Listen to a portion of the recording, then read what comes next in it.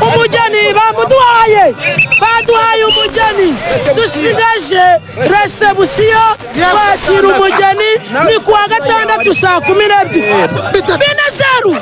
nukurungura APR iriya kipe yaguze ku mifungo yazengurutse muri East Africa igura ku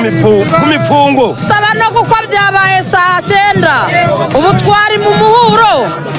bambwirire ko ubukwe tuzabucyurira Nyamirambo iremera kuri stade. Kevin Muhire ni kapiteni wa Rayon Sport